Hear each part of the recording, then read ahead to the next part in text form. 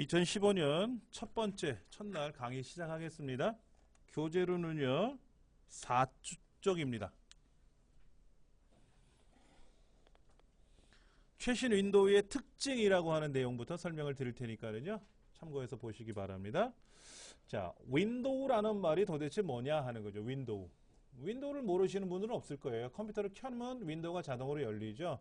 윈도우라고 하는 거를 우리는 보편적으로 뭐라고 표현하냐면요 운영체제라 그래요. 운영체제.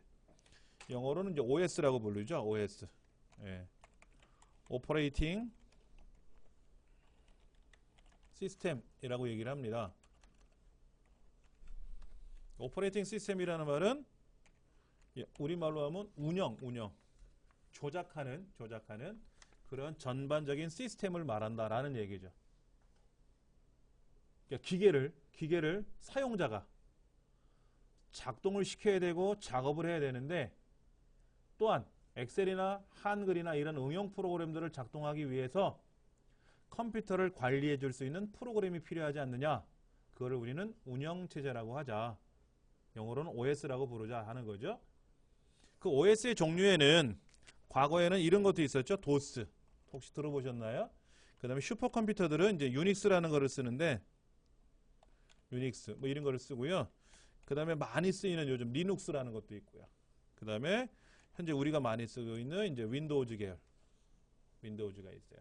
윈도우즈는 이제 크게 두 가지죠. 개인용 윈도우냐, 서버용 윈도우냐. 개인은 뭐죠? 우리가 쓰는 게 이제 개인용 컴퓨터고요. 서버는 뭐죠? 네이버, 다음, 구글.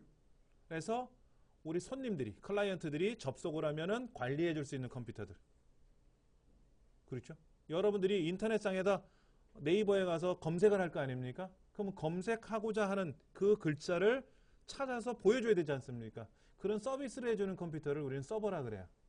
관리자 컴퓨터라고 하죠. 관리 컴퓨터. 예, 그런 서버들이 사용하는 윈도우가 따로 있어요. 그걸 우리는 NT라고 합니다. NT. 윈도우즈 NT라고 하는데 뉴 테크놀로지. 이제 그런 것들도 이제 운영체제가 되고요. 그 다음에 또 OS2라는 것도 있어요. OS2라고 하는 운영체제도 있습니다. 여러 가지 운영체제들이 많아요. 이것만 있는 게 아니고요. 잠시 이어서 해보도록 하겠습니다. 운영체제라고 하는 말은 아까 말씀드린 대로 컴퓨터를 사용하는 데 있어서 사용자와 기계를 연결시켜주는 프로그램을 말하는 거예요.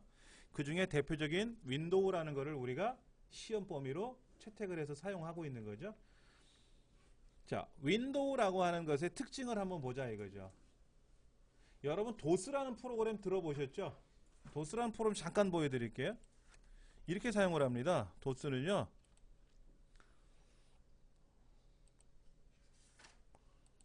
이렇게 검은 창이 떠요. 지금 오른쪽에 이렇게 메모장 화면이 보이지만은 처음부터 끝까지가 그냥 다 검은 창에 흰 글자만 나오죠. 처음에는 엠버 모니터? 호박색이라 그래서 약간 붉은색 톤이 나는 그런 이제 단색 모니터를 쓰다가 그 다음에 그린 모니터가 떴죠. 그린. 뭐 절전기는 그런 그린이 아니라 화면 색깔이 녹색이에요. 그리고 흑백 모니터가 나온 거예요. 흑백. 이렇게 흑백. 그러다가 이제 칼라 기능이 들어간 칼라 모니터들이 등장을 해서 현재 1677만 개 이상의 색깔을 표현해주는 칼라 모니터가 이제 우리 사용을 하고 있는데 과거에는 이렇게 화면이 지저분하니까 청소를 좀 시켜야 되겠고요. 목록을 봐야 되니까 목록 보는 명령도 봐야 되고요. dir. 그 다음에 예를 들어서 여기 보면 HNC라고 보이시죠? HNC요. 잘 안 보이실 수 있겠지만 그러면 cd change 디렉토리 HNC라는 폴더로 들어가서 그럼 여기에 HWP 70이라고 있어요. cd HWP 70이라고 있어요. 그럼 이 안에 HWP라는 프로그램이 있어요. 그럼 HWP라고 이렇게 치면 비로소 한글이 전체를 실행 이렇게 됐던 거죠. 과거는 다 이렇게 사용했었어요. 도스라는 환경에서. 이거는 캐릭터 유저 인터페이스, 글자를 위주로 사용하던 컴퓨터였는데 지금은 어떻게 바뀌었다? 그래픽 유저 인터페이스. 즉 마우스로 클릭하고 드래그하고 이렇게 바뀌었다라는 겁니다. 그게 GUI 환경이라는 거고요. 그 다음 멀티태스킹이라는 용어를 좀 설명드리겠습니다. 책에 나와 있는 걸 보면 멀티태스킹은 뭐냐면요, 동시에 여러 개를 하는 거예요. 동시에 여러 개. 뭐를 여러 개로 하느냐, 이렇게 생각하시면 돼요. 여러분 식사하시면서 식사만 하시는 분이 있고요, 이어폰을 꽂고 음악을 들으면서 또 단어장을 쳐다보면서 밥을 먹는 그런 학생들도 있어요. 어른들은 뭐라 그러죠? 밥 좀 먹어라, 밥만 먹어라, 이런 얘기를 하죠. 이어폰 빼라 이거죠. 근데 학생들은 그게 가능한가 봐요, 멀티태스킹이. 예. 우리가 지금 제가 메모장도 실행해 놓고 그 다음에 제가 이 요약집도 하나 실행해 놓고 그 다음에 인터넷 창도 하나 실행해 놓고 이렇게 뭘 열어 놓고 했는데, 동시에 한꺼번에 제가 메모장에다 입력도 하고 이 글을 보거나 이러지는 않겠지만 여러 개 프로그램을 같이 실행해 놨지 않습니까? 이게 멀티태스킹이라는 거예요. 멀티태스킹이라는 거고요. 그런데 문제가 발생할 수도 있어요. 엑셀과 파워포인트와 아래 한글과 메모장과 인터넷과 여러 가지 10가지 프로그램을 사용하다 보니까는 문제가 발생할 수 있다 이거죠. 그러면 그 문제가 발생하면 그걸 누가 통제할 거냐 하는 거예요. 과거에는 해당 프로그램이 싸워서 통제했어요. 알아서. 목소리 큰 놈이 이긴다 뭐 이런 말처럼, 예를 들어서 지금 제가 요약집을 보이고 있는데 여기에 문제가 생기면 이 문제점을 누가 관리해 주느냐? 스스로 알아서 관리해야 돼요. 이 방법을 비선저명 멀티태스킹이라고 그랬어요. 윈도우 98까지 그랬어요. 윈도우 98. 그래서 윈도우 98 사용해 보신 경험이 있으신 분들은 아시겠지만은 블루 스크린, 파란색의 창이 뜨면서 멈춰버려요. 그게 비선저명 멀티태스킹의 가장 대표적인 현상이에요. 안에서 문제가 발생했는데 이런 거죠. 자녀들이 막 싸워요. 다퉈요. 장난감 가지고 놀다가. 그러면 엄마가 와서 통제를 해주면 해결이 되는데 형제들끼리 치고받고 싸워서 해결을 보려고 한다는 얘기예요. 그걸 비선저명이라고 부르고, 윈도우 XP 이후로부터 나온 우리 윈도우 7 같은 경우에는 선저명, 즉 운영체제가 통제를 하는 멀티태스킹 방식이다, 이런 얘기입니다. 예. 자, 플러그 앤 플레이에 대한 설명을 드리겠습니다. 플러그 앤 플레이는 뭐냐면 꽂으면 작동된다, 이런 얘기입니다. 자, 인쇄물에 뭐라고 되어 있냐면요, 컴퓨터 시스템에 하드웨어를 설치했을 때 해당 하드웨어를 사용하는 데 필요한 시스템 환경을 운영체제가 자동으로 구성해 주는 것이다, 이렇게 표현되어 있습니다. 쉽게 말해서 여러분 USB 메모리를 꽂았어요. 그러면 얘가 뭐가 들어왔지? 아, USB 메모리가 들어왔구나 하고 인식을 한다는 거죠. 이게 PNP 기능이에요. 줄여서 PNP. 그런데 알고는 계셔야 되는 게 있어요. PNP 기능하고요, PNP 기능하고 그 다음에 핫플러그라는 기능이 있어요. 핫플러그. 글자 좀 크게 보여드릴게요. 예, PNP는 꽂으면 인식이 된다는 얘기입니다. 쉽게 말해서 여러분 이제 프린터나 스캐너 같은 거를 새로 사셔가지고 이제 작동을 시키기 위해서 프로그램을 설치하거나 이렇게 하실 거 아닙니까? 그러면 기계를 꽂는 순간 새로운 장치를 발견했습니다 하고 인식을 해요. 그게 PNP예요. 그러면 프린터기 같은 경우에는 프로그램을 깔아주지 않으면 인식은 됐지만 작동은 안 해요. 이걸 잘못 이해하시면 새로운 장치를 꽂으면 컴퓨터가 무조건 다 작동시키고 인식시켜준다라고 생각을 하시는 분이 있는데, 그건 아니고 인식만 하는 거예요. 새로운 장치를 찾았다라는 것만 인식을 하는 거예요. 그런데 USB 메모리 같은 경우는 컴퓨터에다 꽂으면 인식도 되고 작동도 되는 거예요. 그러나 프린터기는 인식은 되지만 작동은 안 돼요. 프로그램을 다 설치해 줘야 됩니다. 예. 핫플러그는 뭐냐면요, 자, 여러분들이 USB 메모리를 꽂을 때 어떻게 꽂습니까? 컴퓨터를 꺼놓은 상태에서 꽂습니까? 아니면 켜놓은 상태에서 꽂습니까? 켜져 있는 상태에서 장치를 연결하고 해제하고 있죠. 이거를 핫플러그 기능이라 그래요. 예를 들어서 컴퓨터 안에 들어있는 메모리, 메모리, CPU, 뭐 하드 디스크, DVD 장치 이런 것들 있지 않습니까? 이런 장치들은 전원이 켜져 있는 상태에서 연결을 하면 파손이 됩니다. 켜져 있는 상태에서 연결하면 회로가 고장이 난다는 뜻이에요. 즉 전원을 끈 상태에서 연결을 하고 켜고, 그리고 전원이 꺼진 상태에서 해제를 하고 분리를 하고 이렇게 해야 되는 거예요. 근데 USB 메모리 같은 경우에는 전원이 켜져 있는 상태에서도 뺐다 꼈다가 가능하지 않습니까? 이런 기능을 핫 플러그 기능이라고 부른다. 이해되시겠습니까? 예. 플러그 앤 플레이라고 하는 거는 꽂으면 시스템이 스스로 인식한다는 기능이고, 핫 플러그는 전원이 켜져 있는 상태에서도 예, 연결과 해제가 가능하다는 뜻이고, 예, 그거를 기억을 하시면 좋을 것 같아요. 자, 그 다음에 OLE 보겠습니다. OLE, 오브젝트 링킹 앤 엠베딩이라고 써있네요.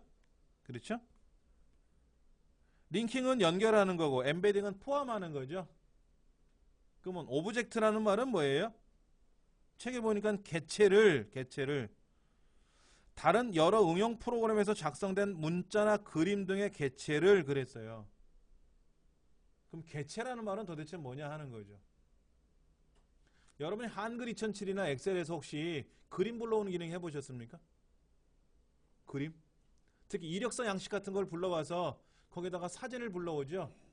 그래서 저장해서 다른 곳으로 보냅니다. 이력서 양식을 보내죠. 그러면 그쪽에 있는 이력서 담당, 인사 담당자가 내 사진과 내 이력을 보고 오케이 한단 말이에요. 그럴 때 그 사진, 그걸 우리는 개체라고 부르는 거예요. 근데 이 개체가 예전에는 어떻게 썼냐면, 메모장은 글만 쓰죠. 그림을 못 가져와요. 얘는 개체를 불러오는 기능이 없습니다. 여기는 개체를 불러오는 기능이 아무것도 없어요. 글자 외에는 아무것도 없어요. 그림을 불러오는 기능도 없고 표를 불러오는 기능도 없고 아무것도 없어요. 그런 엑셀이나 파워포인트나 아리한글 같은 경우는 어떻습니까? 그림도 불러오고, 그 다음에 뭐 워드 아트라고 불리는 글맵시라는 것도 불러오고요. 그래프 기능도 있고요. 여러 가지 있지 않습니까? 그런 것들을 우리는 오브젝트 이렇게 얘기를 하는 거죠. 근데 그 오브젝트를 포함도 할 수 있고 연결도 할 수 있다. 참고로 한컴사에서 이 얘기 들으면 또 싫어할 수 있겠지만, 한컴에 있는 그래프 기능이 별로 좋지가 않아요. 그러면 제가 이제 아래 한글상에서 보고서를 제출해야 되는데 그래프를 출력해서 같이 넣어줘야 된단 말이에요. 그때 저는 어떻게 하냐면 엑셀에 있는 그래프를 가져와요. 아래 한글에서 엑셀 차트를 가져온다 이거죠. 그럼 데이터는 엑셀에다 입력을 하는 거예요. 그럼 엑셀에 있는 걸 복사해서 붙이는 게 아니라 아래 한글에서 엑셀을 불러와서 가져오는 거예요.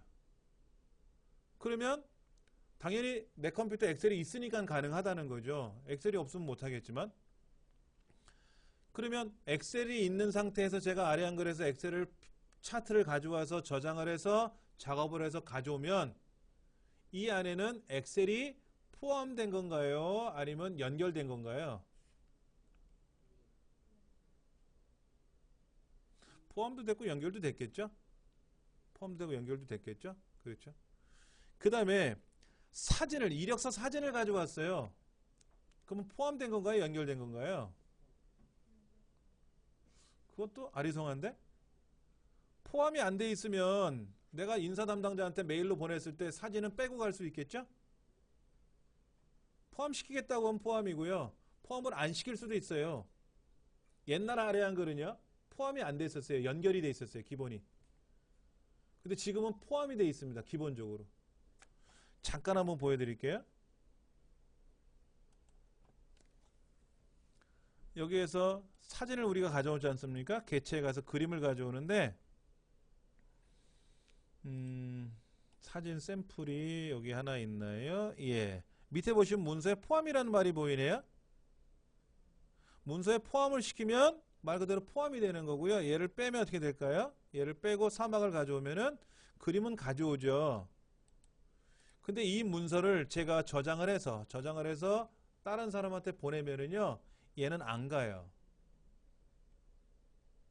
그럼 더블 클릭을 해서 여기에 그림을 포함시켜야 돼요. 이렇게 포함시켜서 저장을 해서 가면 이 사진도 같이 가는 거예요. 옛날에는 컴퓨터가 성능이 공간이 작았기 때문에 파일을 저장할 때 내 컴퓨터에도 있는 그림인데 얘를 또 여기다 포함시키면 이중으로 저장이 되지 않습니까? 그래서 포함 안 하고 연결만 시켰었어요. 근데 지금 어떻다? 공간을 많이 차지해도 요즘 저장 공간이 크지 않습니까? 그래서 포함으로 요즘은 돼 있는 거죠. 당연히 이력서 사진을 보낼 때 연결을 해서 보내면 큰일 나죠. 상대편이 내 얼굴을 못 보는 거죠. 그러나 포함으로 돼 있으니까 이 얼굴이 그대로 간다는 얘기죠. 예, 이것이 OLE 기능이에요. 이것이 OLE 기능이에요. 여러분, 윈도우라고 하는 프로그램의 가장 편리한 점이 뭐예요? 라고 제가 질문을 많이 해보면요, 대부분 하시는 말씀이 뭐라고 하느냐? GUI 환경이다 그래요. 그래픽 유저 인터페이스. 마우스를 클릭하고 하는 기능이 제일 좋다라고 얘기를 합니다. 근데 그건 아니에요. 바로 OLE 기능이에요. 윈도우의 가장 큰 특징은요, OLE 기능이에요. 너무나도 편해요. 그 다음에 아까 그 멀티태스킹도요, 과거 도스 시절에 있었어요. 도스에도 멀티태스킹이 있었어요. 예. 그런데 OLE 기능은 약했어요. OLE 기능이 약해가지고 되게 힘들었었어요. 근데 뭐 하나가 아니라 뭐 GUI 환경도 좋아진 거고, 선별명 멀티태스킹도 좋아진 거고, 뭐 플래그 앤 플레이 기능도 좋아진 거고, 예, OLE 기능도 좋아진 거죠. 또 하나 255자까지 파일의 이름을 저장할 수 있다라는 얘기입니다. 잠깐 보여드리면 보세요. 2013년 1회 커말 2급 필기 기출문제 .pdf. 글자 길이가 굉장히 길어요. 우리말은 두 글자씩 먹습니다. 그러니까 여기 컴활 그러면 네 글자가 되는 거예요. 2013 그러면 네 글자고요. 년자는 두 글자가 되니까, 그러니까는 둘, 넷, 여섯, 여덟, 열, 열둘, 열넷, 열여섯, 열여덟, 스물둘, 셋, 넷, 스물, 여섯, 일곱, 여덟, 한 30자가 좀 안 되는 것 같은데, 이 PDF 확장자까지 포함하면 31글자가 되는 거죠. 근데 예전에는 이게 어떻게 되냐면요, 앞에 8자, 뒤에 3자. 8자를 외에는 못 쓰는 거예요. 그러니까는 기출문제 이렇게 길게를 쓰고 싶어도 예전에는 못 썼다는 거죠. 근데 지금은 255자까지, 우리말로는 127자까지 쓸 수가 있으니까는 너무너무 편하다. 이런 얘기입니다. 그러나 아무 글자나 다 쓰는 건 아니에요. 여기는 물음표라든지 별표라든지 에스터리스크라고 불리우는 별표 있어요. 예, 이런 것들은 사용할 수가 없습니다. 그거는 사용할 수 없으니까는 여러분이 기억을 하셔야 되고요. 여기 이런 글자는 못 쓴다라는 거죠. 그럼 별표. 별표나 물음표는요, 우리 엑셀 실기 시험 공부할 때 나올 거예요. 이 의미가. 그 다음에 뭐 이런 화폐 단위라든지 슬래시라든지 콜론이라든지 이런 거를 못 써요. 제가 여기다가 파일의 이름을 여기다가 슬래시 이렇게 넣으려고 그러면 뭐라 그래요? 사용할 수 없다고 나와요. 제가 별표를 찍으려고 그러면요, 별표 안 찍혀요. 못 씁니다. 우리말 쓸 때는, 이름말을 쓸 때는 여기다 뭐 별표도 쓰고 뭐 다 쓸 수가 있죠. 이렇게 쓸 수가 있는데, 파일 이름으로나 폴더 이름을 쓸 때는 사용할 수가 없습니다. 그걸 기억을 하시면 좋을 것 같아요. 자, 문제 한번 볼까요? 문제 보니까는 플러그 앤 플레이 기능에 대해 올바르게 설명한 것은 해가지고 굉장히 많이 출제가 됐었네요. 그 다음에 요 위에도 한번 보세요. 이렇게. 여러분 인쇄물에도 이렇게 책자에도 나와 있잖아요. 위에 빨간 날짜가 2011년 3회, 2011년 2회, 2008년 4회, 2008년 2회. 지금까지 굉장히 많이 출제가 됐던 내용이라는 거죠. 예. 자, 그러면 올바르게 설명한 것은 뭘까요? 새로운 장치를 설정하면 자동적으로 감지하여 적절한 조치를 취한다. 사용자가 쉽게 새로운 부품이나 주변 장치를 설치할 수 있도록 지원하는 기능이다. 맞는 것 같기도 하고요. 두 번째, 새로운 장치를 설정한 후 수동적으로 세팅한다. 수동이 아니죠. 자동이었죠. 윈도우 98 같은 경우는요, USB 메모리를 꽂으면 이게 뭔지를 못 알아들어요. 그럼 플로피 디스켓으로 이 USB 장치를 인식시키는 프로그램을 먼저 설치해요. 그리고 나서 USB 메모리를 꽂으면 너 USB 메모리구나 하고 알아듣더라 이거죠. 근데 그건 PMP가 아니죠. 예. 과거는 그렇게 살았었어요. 근데 지금은 꽂으면 새로운 장치를 찾아요. 무조건 찾아서 편한 거죠. 세 번째, 윈도우에서 여러 개 작업을 동시에 수행할 수 있는 지원을, 이거는 뭔 얘기죠? 세 번째 보기는 멀티태스킹 얘기하는 것 같아요. 그렇죠? 네 번째, 기존의 도스 시스템보다 수행 속도를 저해시키는 윈도우 프로그램 수행 방식이다. 도스 시스템보다 다 좋아졌죠. 나빠진 건 없잖아요. 그 네 번째 보기는 좀 생뚱맞은 보기네요. 이건 아닌 것 같고. 2번 문제. 윈도우 7에 관한 설명이 다 틀린 것은 멀티스레드 기법을 통해서 각 응용 프로그램에 시간을 적절히 배분한다. 무슨 말인지 어렵네요. 그렇죠? 잘못 수행된 프로그램은 강제로 종료시켜 다른 작업에 지장이 없도록 한다. 동시에 여러 작업을 수행할 수 있다. 비선저명 멀티태스킹이다. 선저명이죠. 비선저명이 아니라. 자, 그러면 동시에 수행할 수 있다는 게 멀티태스킹이고요. 자, 그런데 이거 한번 볼게요. 동시에 여러 개 할 수 있다 생각해 보세요. 여러분 손으로요. 저처럼 한번 해보시겠어요? 오른손이나 왼손 갖고는 하나 삼각형 그려보세요. 하나 둘 셋, 하나 둘 셋. 다른 손으로는요. 하나 둘, 하나 둘, 하나. 그러니까 퐁당 퐁당 돌을 던지자. 4분의 2박자고요. 여기는 이제 4분의 3박자죠. 하나 둘 셋, 하나 둘 셋. 한꺼번에 한번 해보세요. 동시에 해보세요. 막 이제 뭐 꼬이죠. 그렇죠? 저는 연습을 많이 해서 보세요. 하나 둘 셋 넷 다섯 여섯. 하나 둘 셋 넷 다섯 여섯.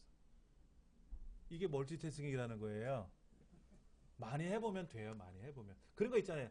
막 주먹 쥐고 이렇게 비비는 거 있고 두들기는 거 있지 않습니까? 그걸 막 바삐 이렇게 바꿔가면서 잘 하시는 분 있잖아요. 전 그건 안 돼요. 그러니까 연습하면 된다는 얘기인데 컴퓨터가 서로 다른 생각, 서로 다른 행동을 동시에 한다라고 생각해 보세요. 근데 슈퍼컴퓨터는 우리가 사용하는 PC는요. 엑셀하고 파워포인트를 같이 실행을 해놨지만 엑셀하고 파워포인트 같이 사용해요? 엑셀에다 입력하면서 파워포인트도 입력합니까? 그건 안 되죠. 그러나 슈퍼컴퓨터는 그게 돼요. 슈퍼컴퓨터는요. 동시에 사용자가 몇백만 명이 동시에 접속을 할 수 있어요. 그러면 내가 컴퓨터는 하나인데 거기에 단말기, 화면 장치를 연결을 해가지고 1번 사용자는 엑셀을 요청하고 2번 사용자는 파워포인트 요청하면은 엑셀도 실행하고 파워포인트 실행해 주고 하는 거예요. 서버들이 그렇게 하는 거죠. 서버들이. 그럼 얼마나 좋겠습니까? CPU가 좋아야 돼요. 머리가 좋아야 된다는 거예요. 머리가 나쁘면 손발이 고생하지 않습니까? 또 하나 잠깐 볼게요. 우리 강의실 컴퓨터에 컴퓨터라는 아이콘이 있습니다. 그렇죠? 여기다 오른쪽 버튼 누르고 속성을 눌러봅니다. 속성. 여러분도 한번 해보실 수 있으면 해보세요. 속성.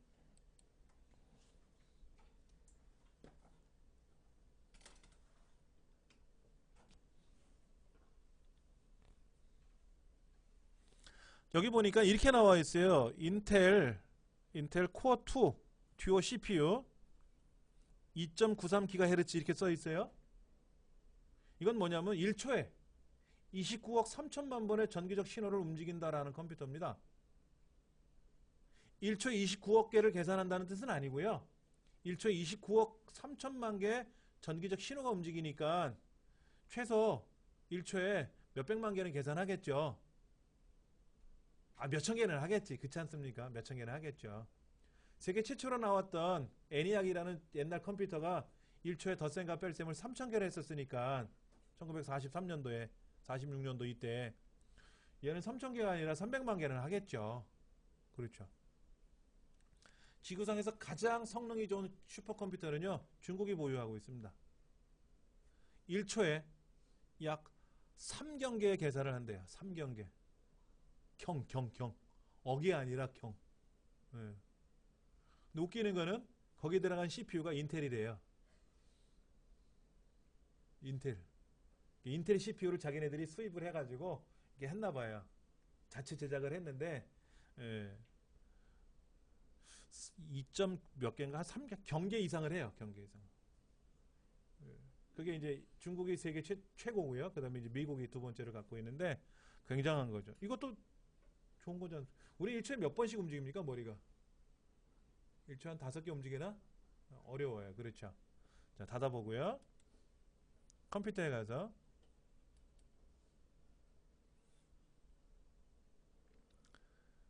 컴퓨터가 아니라 이렇게 한번 눌러볼게요. 컨트롤, 쉬프트, ESC 왼쪽에 쭉 붙어 있어요. 컨트롤, 쉬프트, ESC. 자, 왼손만 가고 이렇게 누르시면 돼요. 컨트롤, 쉬프트 누르고 ESC 누르면 돼요. 그럼 무슨 창이 뜨냐면 이렇게 작업관리자 창이 뜰 겁니다. 작업관리자 창 떴습니까? 자, 코어가 몇 개인가 보세요. CPU가. 이게 CPU예요. 여러분들 이렇게 뜨나요? 네. 잠깐만요. 요거 아시죠? 여기가 어디예요? 여기를 뭐라고 불러요? 윈도우즈 작업관리자라고 부르는 이 줄을 뭐라고 부릅니까? 이 위치를. 여기는 뭔지 아시죠? 빨간 거 이거 뭐라고 불러요? 닫기 단추. 닫기. 마우스 갖다 대면 닫기라고 쓰네. 요거는 뭐라 그래? 최대화. 이거는 최소화. 그럼 요 세 개를 뭐라고 불러요? 세 개를. 창 조절 단추. 시험에 나오는데 큰일 났네. 예. 자, 여기를 작업 표시줄이라 그래요. 제목 표시줄. 이 제목 표시를 마우스로 딱 잡아보세요. 앞부분 잡지 마시고 요 끝부분 잡아보세요. 끝부분 누른 상태에서 오른쪽 벽으로 이 마우스 포인터가 딱 벽에 닿게끔 쭉 끌고 가보세요. 이렇게 싹싹싹싹 끌고 가보세요. 그리고 벽에 딱 마우스가 닿는 순간 화면이 덜컹 움직입니다. 딱 오른쪽 절반만큼 움직여요. 움직여졌어요? 예. 자, 응용 프로그램, 프로세스, 서비스, 성능 이런 말이 나오는데 이 성능을 보니까 현재 CPU가 막 움직이고 있어요. 그렇죠? 몇 퍼센트 움직이고 있습니다. 메모리가 얼마큼 사용하고 있다고 보이네요. 전체 메모리는 4기가인데 1.56GB가 사용 중에 있대요. 저는요. 여러분은 좀 아니죠? 왜냐면 제가 떠들고 있는 이 화면을 제 목소리하고 얘를 영상으로 제작을 하는 프로그램 돌리고 있어요. 동영상으로. 여러분 인강 들어보셨죠? 인강 이렇게 만드는 거예요. 거기다가 이제 앞에다 효과 좀 넣어주고 중간에 자막도 넣어주면 돈 받고 파는 거죠. 전 그거 하기 싫어서 다 무료로 다 제공해드리는 거고. 자, 그랬더니 제가 이런 거 움직일 때도 CPU가 살살살 움직여요.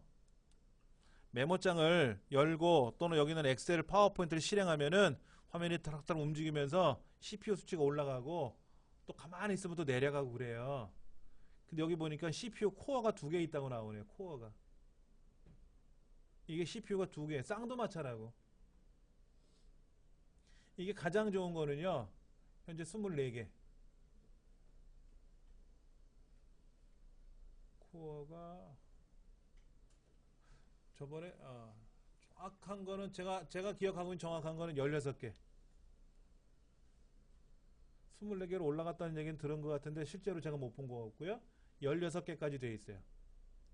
그러면 16개가 돼 있으면 1번 CPU가 아니라 1번 코어라고 부르죠. 1번 코어, 심장.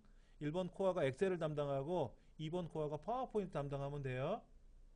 그러면 얘는 동시에 2개를 작업할 수 있다는 거죠. 아주 편리하게. 근데 코어가 16개면 어떻게 될까요? 동시에 16개는 커버할 수 있다는 얘기죠. 여러분이 사용하시는 스마트폰은 코어가 몇 개인지 아세요 혹시요? 여러분 스마트폰 쓰시죠? 전 갤럭시 S3예요. 아주 오래된 모델인데요. 얘가 쿼드 코어예요. 코어가 4개예요. 갤럭시 S4? 4가 옥타? 예. 갤럭시 S5 LTA 이게 옥타 코어예요. 옥타. 8개라고 8개. 8개라고 말은 동시에 8개를 한다는 얘기죠. 동시에 8개를 하는데 코어가 많으면 좋지만 더 좋은 게 뭐냐면 더 중요한 건 뭐냐면요. 스레드라는 말이 나와요. 우리 지금 인쇄물에 나와 있는 스레드. 제가 이 얘기를 하려다가 잠깐 좀 멈칫하고 딴 거를 설명했는데 멀티 스레드 기법을 통해서 이런 얘기 나왔잖아요. 우리 문제에. 그 멀티 스레드가 뭐냐면 코어보다 약간 좀 다른 개념인데 우리가 이런 거예요.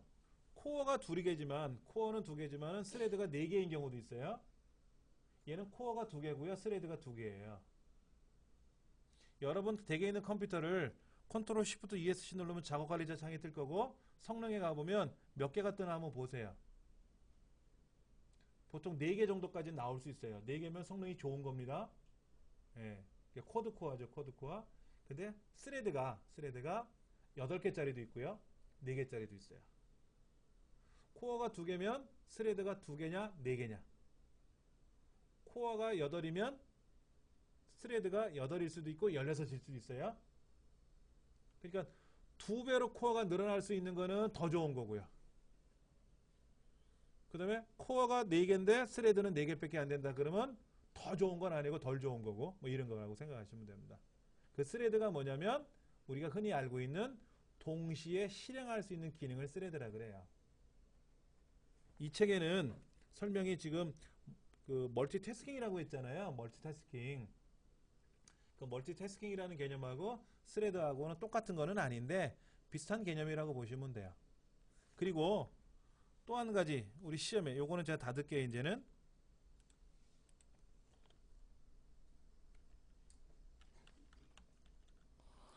멀티타스킹이라는 말을 지금 이 책에는 써 있지 않습니까? 멀티타스킹이라는 말이 있고요. 멀티 프로그램이라는 게 있어요. 멀티 프로그램이라는 게 있어요.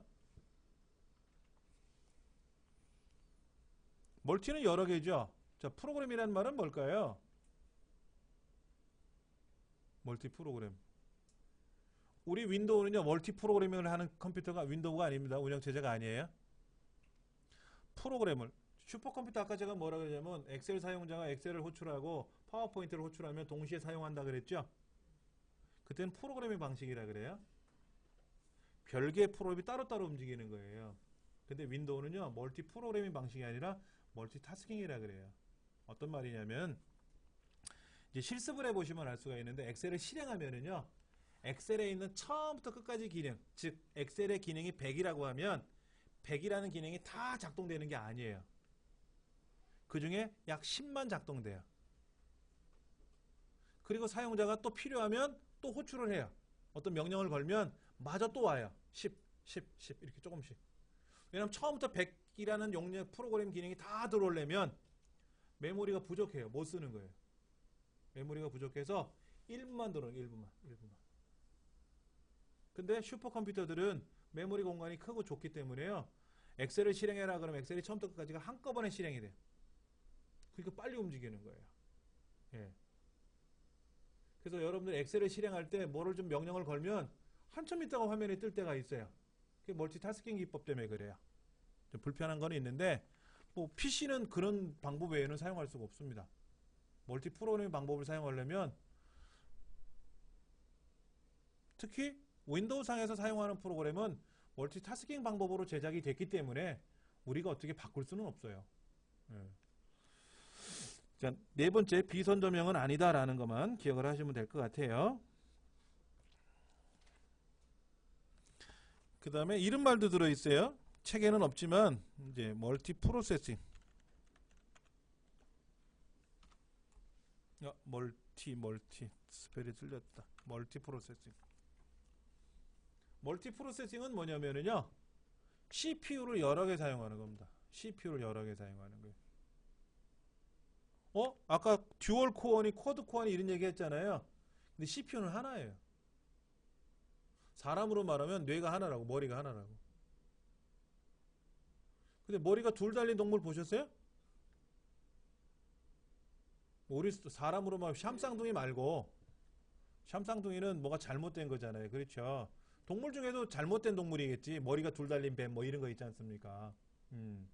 그런데 멀티 프로세싱은 메인보드에 컴퓨터 본체에다가 CPU를 하나가 아니라 2개, 3개, 4개, 5, 6개를 여러 개를 꽂는 거예요. 그 중국에 있는 슈퍼컴퓨터 같은 경우는요, CPU가 하나가 아니고요, 약 25만 개의 CPU를 꽂았어요. 보통 CPU 가격이 비싼 거는요, 한 200만 원 하거든요. 200만 원짜리를 25만 개 꽂으면 얼마일까요? 계산이 안 되죠. 그렇죠. 돈이 많은 나라니까 뭐. 우리나라에 들어와 있는 슈퍼컴퓨터가 한 8기 정도 된다고 들었는데 8기 정도. 그 중에 가장 오래된 슈퍼컴퓨터가 아직 교체가 안 돼 있는데 대덕 연구단지에 있어요. 크레이 2S라는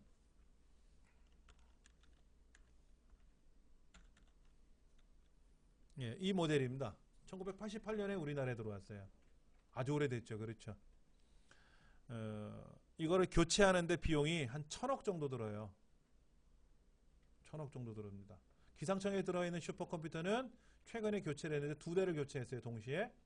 2대 합쳐서 한 400억 정도 되고요. 얘는 한 세트 교체하는데 1,000억 정도 들어요. 얘가 지금 우리나라에 있는 모든 행정이나 국가를 통제하는 슈퍼컴퓨터입니다. 얘는 CPU가요. CPU가 4개 들어있어요. 근데 인텔 CPU라는 거는 PC용 CPU는 명암 반 정도만 해요. 근데 여기서 말하는 크레이토에서 CPU는 큽니다. 굉장히 커요. 우리가 생각하는 그런 컴퓨터는 아니고요. 여러분들 혹시 영화나 이런 데 공상 영화 보면 막 컴퓨터하고 사람하고 말하고 막 번쩍번쩍 화면에서 막 나타나고 그런 거 있지 않습니까? 그렇게 생겼어요. 얘는요 원통으로 생겼습니다. 원통으로. 높이가 약 1.8m 정도 되고요. 높이가 1.8m, 지름이 한 1.2m 정도 되는 원통형 컴퓨터입니다. 예. 금액은 굉장히 비싸요. 아까 1,000억 정도 얘기를 했는데 아직 국회에서 비준이 안 떨어져 가지고 예, 통과가 안 됐대요. 빨리 통과가 돼서 우리나라 이게 바뀌어야 되는데 모르겠습니다. 통계청에도 우리나라 슈퍼컴퓨터가 들어와 있고요. 여러 군데 지금 들어와 있는데 이런 슈퍼컴퓨터들은 뭐 좋겠죠. 좋을 겁니다. 자, 그 다음에 윈도우 7에 대한 기능에 대해서 좀 보도록 하겠습니다. 핵심 002라고 되어 있는 부분을 한번 볼게요. 라이브러리라는 말이 들어있어요. 라이브러리. 윈도우 XP, 윈도우 7 사이에 뭐가 있었죠? 윈도우 비스타가 나왔었어요. 자, 지금 우리나라에 들어와 있는, 우리나라가 아니라 뭐 전 세계적으로 이제 윈도우즈가 이제 처음에 어떻게 들어와 있냐면은 95, 그 다음에 98, 그 다음에 윈도우 미, 그 다음에 윈도우 XP, 그 다음에 윈도우 비스타, 그 다음에 윈도우 7, 윈도우 8, 그 다음에 윈도우 10. 9는 안 쓴대요. 10으로 바뀐 것 같아요. 예. 그런데 요게 불안하고요. 요게 불안하고요. 요게 불안하고요. 요게 불안해요. 건너뛰기 했죠? 하나씩 건너뛰었어요. 95 불안해서 98 만들었고요. 2000년도에 새로 만들겠다고 밀레니엄 에디션 새로 만들었는데 버벅거려서 XP 나왔고요. XP 너무 오래 쓴다 그래서 비스타 나왔는데 베려버렸고요. 7 쓰고 있는데 기능을 좋게 강화시키겠다고 해서 8 나왔는데 8 못 쓰고요. 그 다음에 9 안 쓰고 10으로 바꾼대요. 예. 그런데 이 윈도우 미까지, 윈도우 XP까지를 자세히 보시면은요, 이 책에 나와 있는 거하고 좀 달라요. 첫 번째 보여드리면 이런 겁니다. 왼쪽에 라이브러리라는 말이 나와요. 라이브러리는 도서관이잖아요. 자료를 보관할 수 있는 도움을 주는 공간들을 라이브러리라고 보통 우리 컴퓨터에서 표현하는데 이렇게 라이브러리가 따로 있는 거예요. 그래서 여기 있는 문서가 있는데 문서 안에도 보면은 이렇게 내 문서도 있고 공용 문서가 있잖아요. 실제는 뭐가 있는 거예요? 이 안에 사용자 안에 보면은 여기 내 문서가 따로 있어요. 이 내 문서가. 이 내 문서가 이 내 문서예요. 근데 여기는 내 문서도 있고요. 공용 문서도 있지 않습니까? 이 두 개를 묶어서 문서라고 부른 거예요. 본래는 내 문서예요. 근데 윈도우 상에서는 그냥 문서라고만 치면 내 문서처럼 들어가요. 근데 사실은 따로 있어요. 내 문서, 공용 문서. 비디오도 내 비디오 있고 공용 비디오 따로 있어요. 그럼 여기다가 내 비디오 말고 빌린 비디오라고 이름 하나 만들어 넣을 수도 있겠죠? 내 비디오, 공용 비디오 말고 또 다른 비디오 폴더를 하나 집어넣을 수도 있어요. 예를 들어서 유튜브 동영상 모음 해갖고 여기다 집어넣을 수도 있다라는 거예요. 예. 여기 보시면은 여기다가 추가해갖고 집어넣으면 돼요. 그러면 실제로는 내 문서, 무슨 문서가 따로따로 되어 있는데 동영상과 연관되어 있는 것들 한 대 다 모아서 비디오라고 이름을 줘주자 하는 거예요. 그럼 좋지 않습니까? 예. 그게 라이브러리라는 기능이에요. 이것이 윈도우 7에 들어오면서 추가된 기능입니다. 그 다음 홈그룹이라는 게 있어요. 홈그룹. 홈그룹. 자, 홈그룹에 보니까 그룹 암호가 있네요. 그렇죠? 이 그룹 암호를 여러분이 기억을 하셨다가 이 그룹을 이 암호를 입력을 하시면 저랑 여러분이랑 네트워크상에서 만날 수가 있어요. 이 컴퓨터랑 여러분 컴퓨터랑 네트워킹이 되는 거예요. 이 홈 네트워크가 구성이 안 되면은요, 네트워크가 안 됩니다. 그런 기능이 들어왔고요. 또 하나 64비트 데이터 처리라고 하는 말이 나오는데, 64비트라는 말이 나오는데, 아까 우리 컴퓨터상에서 속성을 잠깐 봤는데 여기에 윈도우가 64비트 운영체제라고 써 있어요. 뭐 이걸 숙제 아닌 숙제로 내드릴게요. 여러분 댁에 있는 컴퓨터는 64비트인지 32비트인지 확인하세요. 그리고 64기가인지. 그리고 저희는 윈도우 7 얼티메이트 버전이라고 써 있습니다. 윈도우 7 얼티메이트 버전이라고 되어 있어요. 대부분 가정에 보급되어 있는 프로그램들은요, 윈도우 7인데 홈 프리미엄 버전이에요. 가정용 버전이라는 거고요. 요거는 레벨이 가장 높은 프로페셔널 버전 위에 있는 얼티메이트 버전인데 굉장히 기능이 좋습니다. 홈 버전하고는 달라요. 가격도 차이가 납니다. 15만원 이상의 가격 차이가 나요. 예. 그 다음에 여기는 메모리가 4기가고요. 메모리 4기가고 64비트로 되어 있습니다. 그럼 64비트하고 32비트 두 가지가 있는데 32비트로 처리하는 거하고 64비트로 처리하는 거하고 차이가 뭐냐? 64차선, 32차선 그 얘기죠. 2차선에 비해서 4차선이 빨리 움직이지 않습니까? 64비트로 처리하면 좋아요. 32비트로 처리하는 것보다. 그럼 이 운영체제가 64비트니까 엑셀도 64비트를 설치하면 좋겠죠. 엑셀도 64비트가 있고 32비트가 따로 있습니다. 근데 우리 강의실에 있는 엑셀은 32비트예요. 센터에서 구매하실 때 단체로 이제 구매를 해야 되지 않습니까? 우리 프로그램을 있으니까 구매를 해야 되는데 64비트로 안 하고 32비트로 구매를 하셨어요. 근데 이제 64비트 엑셀을 구매했는데 윈도우가 32비트야. 그럼 설치가 안 돼요. 근데 이 컴퓨터 64비트니까 64비트도 설치할 수 있고 32비트도 설치할 수 있고 다 할 수 있다는 얘기죠. 아래 한글은요 64비트 버전이 없습니다. 다 32비트 버전만 있어요. 그리고 포토샵도 64비트 버전이 따로 있고 32비트 버전이 따로 있어요. 그런데 포토샵 같은 경우는 내가 64비트 컴퓨터에서 설치하면 64비트, 32비트가 두 가지가 깔리고요. 32비트 컴퓨터에다 깔면 32비트만 깔려요. 포토샵 버전은. 그런 게 좀 달라요. 예. 하여튼 비트 수가 높으면 높을수록 어떻다? 좋다. 빨리 움직인다. 동시다발적으로 움직일 수 있다. 이제 더 좋아지면 124비트, 128비트로 움직이면 더 좋겠죠? 아직은 그러지 않을 것 같아요. 예. 그렇게 되면은 128비트 컴퓨터를 구매하려면 비용도 굉장히 비쌀 것 같아요. 여러분 댁에 있는 컴퓨터는요, 대부분 거의 99.9%는 다 64비트 컴퓨터예요. 기계 자체는. 근데 윈도우가 32비트냐 64비트냐 따로따로 모르시고 32비트를 설치하실 수도 있다라는 거고요. 예. 윈도우 8은 64비트입니다. 다. 예. 윈도우 8은 좀 불편한 게 있어요. 윈도우 8은 좀 불편한 게 있어. 자, 그다음에 점프 목록 볼게요. 파일, 폴더, 웹사이트 등 최근에 사용했던 문서나 작업을 빠르고 간편하게 이용할 수 있도록 프로그램별로 구성한 목록이다. 이런 말도 보이고요. 그 다음에 또 어떤 게 있나요? 여기 보니까는 프로그램 단추 고정 이런 말이 나오는데 이건 뭐 어려운 건 아니니까 잠깐 보여드리면 이런 겁니다. 제가 여기 있는 그림판을요 매번 사용해야 될 것 같아요. 근데 여기 지금 프로그램 목록이 쭉 보이지 않습니까? 위에서 아래까지.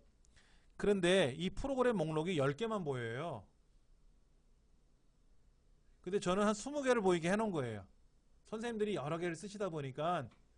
그러면 우리가 실제 프로그램 목록에 들어가서 뭐 이것도 하고 저것도 하고 이렇게 사용을 할 거 아닙니까? 여기 있는 계산기도 사용하고 뭐도 사용하고 이렇게 한단 말이에요. 이렇게. 그래서 한번 사용했던 프로그램 명령은 여기 떠요.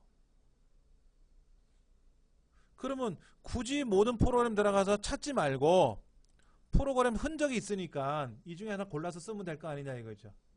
근데 10개인데 이게 밀어내기식이에요.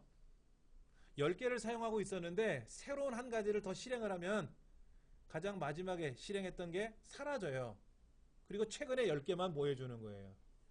근데 그 중에 나는 이 계산기는 항상 써야 돼. 밀려나지 않으면 좋겠어. 그럼 얘를 끌고 이 윗동네로 끌고 올라가면은요. 시작 메뉴에 고정 이런 말이 나온단 말이에요. 그러면 어떻게 돼요, 여기에? 얘는 밀려나가지 않는다는 얘기예요. 예. 밀려나가지 않으니까 어떨까요? 새로운 거를 실행해도 그대로 남아있겠죠. 그렇죠. 예. 그렇다는 얘기입니다. 그 다음에 프로그램 단축 고정 여기도 나와 있고요. 또 이 기능도 기억하시면 좋을 것 같습니다. 자, 제가 화면에 밑에 보세요. 밑에. 제가 살며시 올려드릴까요? 이렇게 쓱 올려드리면 저 위에 지금 사용하고 있는 프로그램 목록이 쭉 보이잖아요. 그렇죠? 근데 메모장을 고정시키면 어떨까요? 아이콘이 여기 이제 고정이 됐다는 얘기인데 제가 이제 메모장을 닫을 거예요.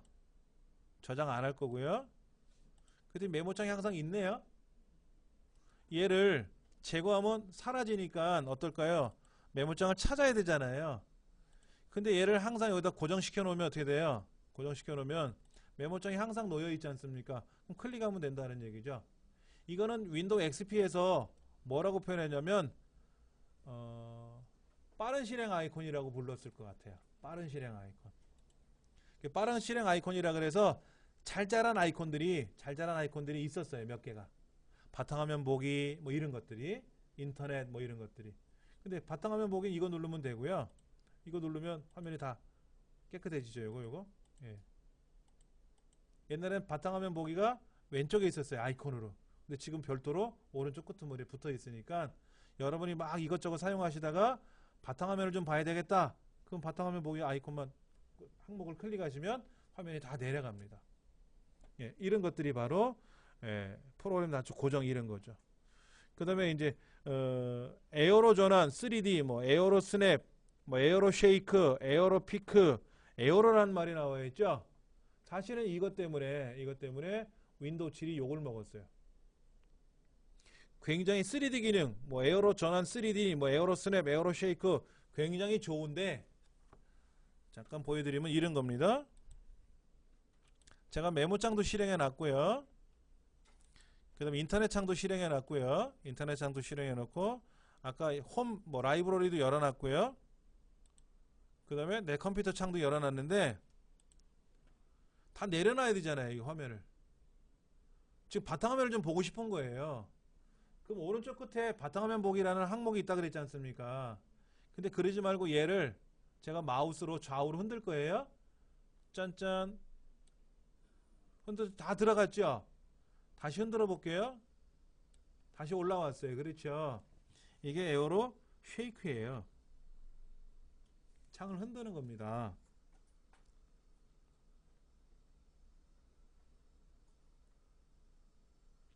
그 다음에 여기 보세요. 아까 제가 이거를 창을 요거는 다 아시죠?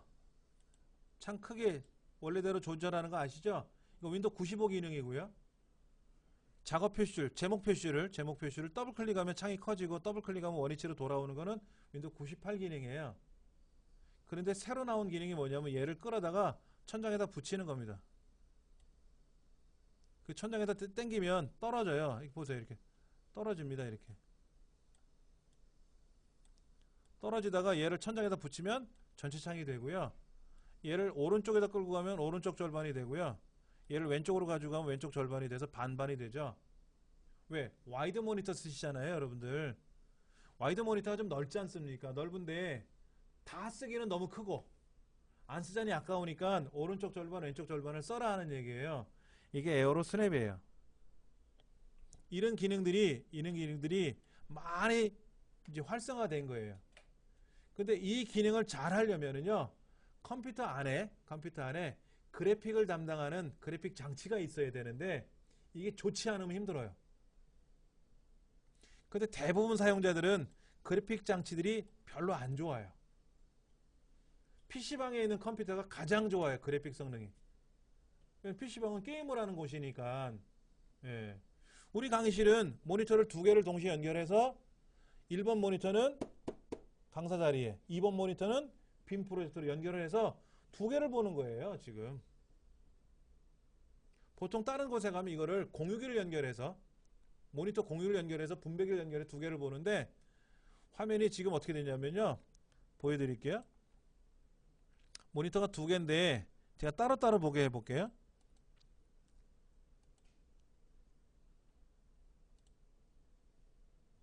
자, 여러분 창에는 안 보일 겁니다. 자, 제가 한번 보여드릴게요. 쓱 가져가면 이제 여기 나타났죠? 2번 모니터에 뜬 거고요. 얘를 쓱 끌고 오면 1번 모니터에 뜨는 거예요. 모니터가 서로 달라요, 지금.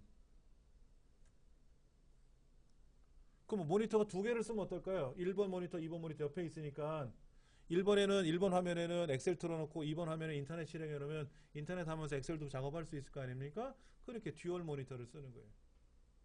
그래서 우리 윈도우는 최대 모니터를 10개까지 지원해요. 최대 10개까지 지원하고 예. 현재 우리 강의실 컴퓨터는 모니터를 두 개로 연결할 수 있게끔 모든 시스템이 다 구성되어 있습니다. 예. 다시 원래대로 화면을 돌려놓을게요.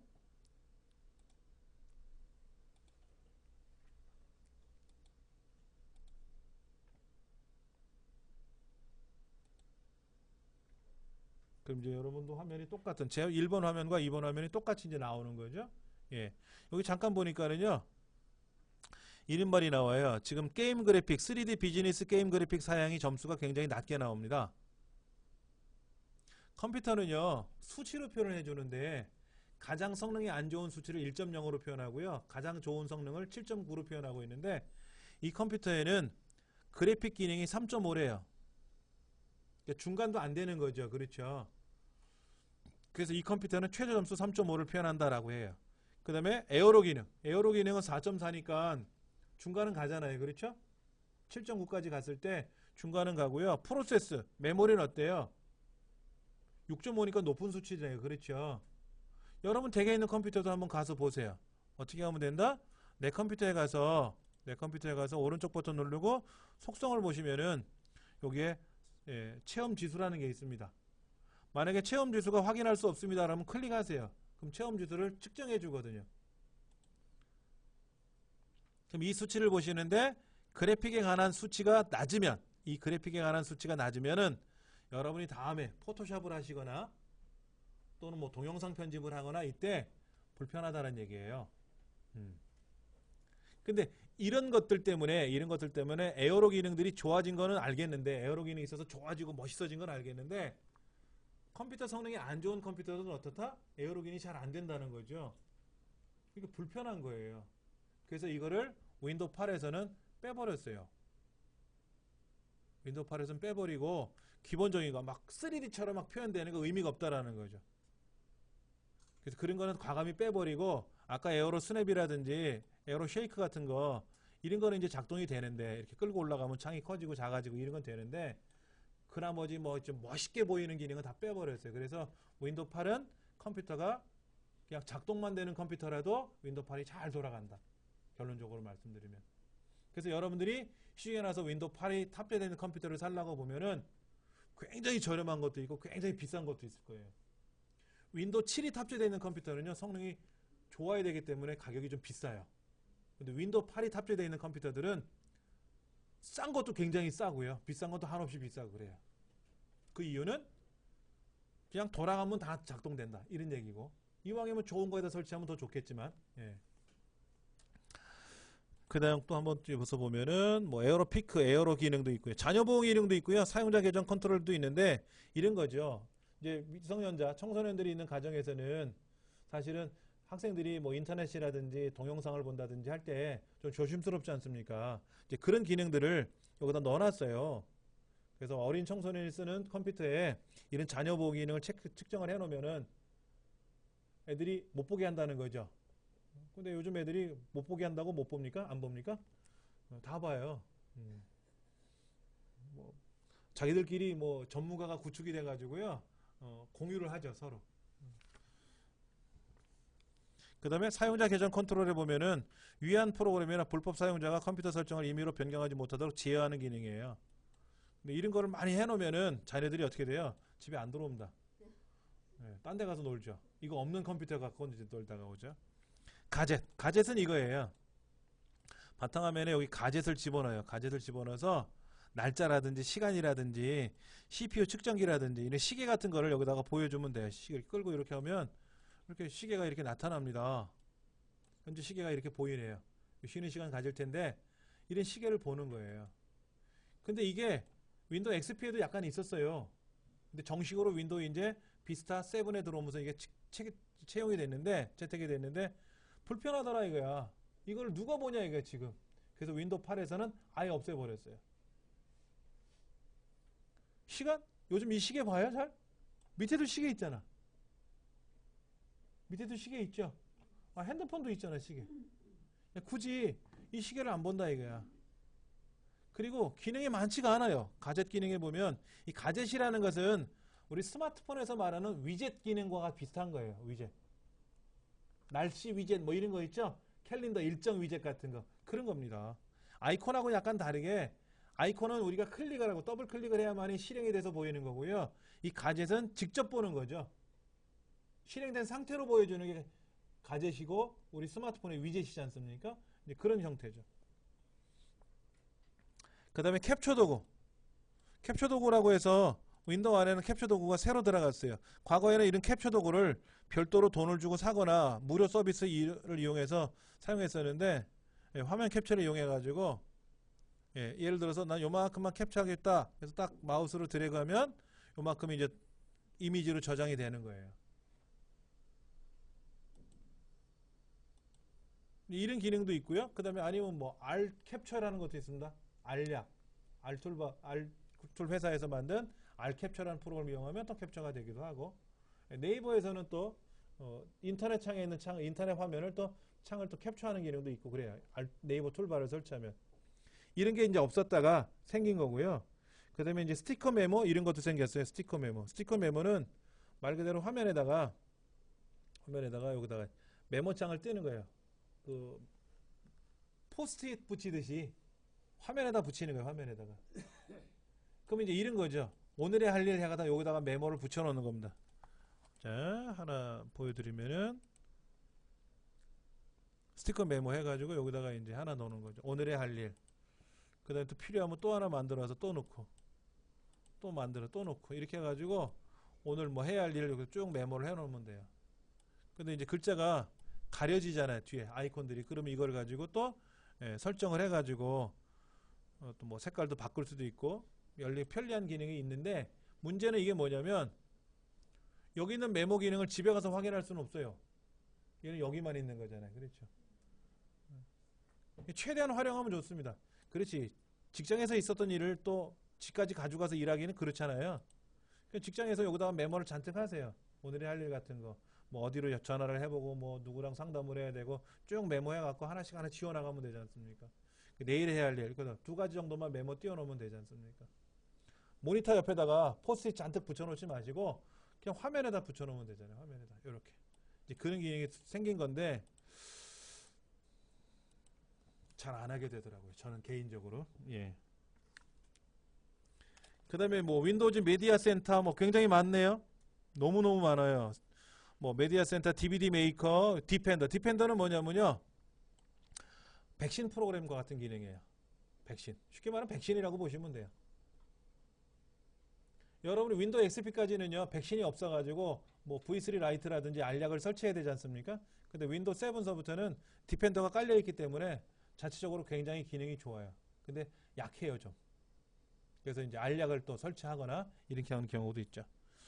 그 다음에 윈도우 미디어 스트리밍이라든지 뭐 시동복구? 시동복구라는 건 뭐예요? 윈도우가 켜지다가 중간에 에러가 나면 어떻게 돼요? 윈도우 XP에는 새로 깔아야 되는데 윈도우 7 같은 경우에는 스스로 복구해주는 기능이 있어요. 시간이 좀 걸릴지라도. 그 체험 주소 조금 전에 우리 수차 1.0, 10.9까지 봤었죠. 윈도우 터치. 윈도우 터치는 뭐냐면요. 모니터가 터치 모니터를 쓰는 경우도 있어요. 모니터를 터치 모니터를 사셔갖고 여기다 윈도우를 실행하시면 그냥 손으로 화면을 두들겨 가지고 작업할 수 있다는 거죠. 우리 그 터치패드, 즉 우리 스마트폰이나 스마트 패드 있지 않습니까? 예, 태블릿과 같이 윈도우도 그렇게 사용할 수 있다는 거죠. 레디 부스트,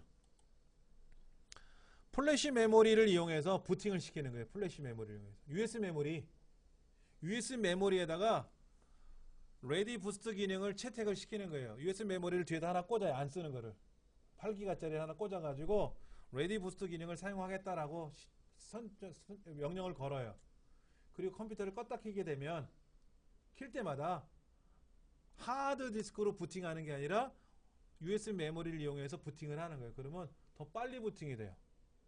이거는 하드 디스크 사용자일 때만 쓰는 거고요. 요즘은 하드 디스크 대신에 SSD라고 하는 새로운 저장 장치를 사용하거든요. 그 SSD 장치는 USB 메모리 속에 들어있는 플래시 메모리, 디카 메모리에 들어있는 플래시 메모리를 병렬 연결해 가지고 만든 저장 장치가 SSD예요. 그래서 SSD를 이용해서 윈도우를 설치해서 부팅을 하면은요, 몇 초 만에 부팅이 될까요?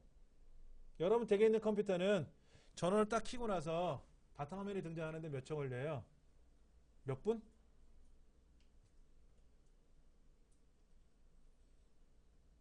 SSD를 이용하면은요 2초 만에 부팅됩니다.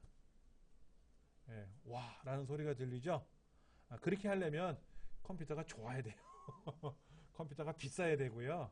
예, 그 다음에 SSD라는 저장 장치에다 윈도우를 설치해야 되고요. 반드시 윈도우 8을 설치했을 때 하는 얘기예요. 7류는 그렇게 부팅이 빨리 안 됩니다. 윈도우 7은 부팅 시간이 오래 걸려요. 근데 윈도우 8은 가볍게 움직인다 그랬잖아요. 성능이 안 좋아도 잘 움직이고, 근데 좋으면 더 잘 움직이고요. 그래서 2초 만에 부팅이 되는데 켜놓고 나서 돌아보면 켜져 있는 거죠. 이렇게까지 빨리 할 필요는 없을 것 같아요. 저희 집은요. 그냥 틀어놓고 켜놓고 샤워하고 퇴근해서 샤워하고 와서 보면 그때 켜져 있으면 되지 않습니까? 예. 그럼 뭐 이상 없이 잘 돌아갈 것 같아요. 일단 여기까지 해보고요. 다음 시간에 이어서 문제도 좀 풀어보고 할 건데 쉬는 시간을 좀 갖겠습니다. 오늘은 쉬는 시간을 그래요. 첫날이니까 10분만 갖겠습니다. 지금 저 뒤에 있는 시계로 앞에 있는 제가 11시 13분이라고 되어 있는데 보자. 25분에 시작할게요. 25분에 화장실 좀 다녀오시고 그렇게 다시 이어서 시작할게요. 메모를 좀 할게요. 엑셀에 관한 무료 강좌가 있는데요. 무료 강의들이 있는데 첫 번째가 어디냐면은 꿈날개라는 데가 있어요. 꿈날개. 두 번째는 위민넷이라는 데가 있고요. 제 인터넷 한번 실행해 볼게요.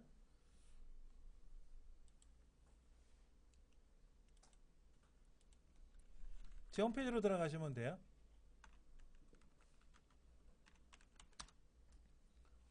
즐겨찾기 이렇게 돼 있다 그랬죠? 즐겨찾기 이렇게 이정민 원장의 디지털 서당 해가지고 나와 있으니까 클릭하시면 돼요. 예.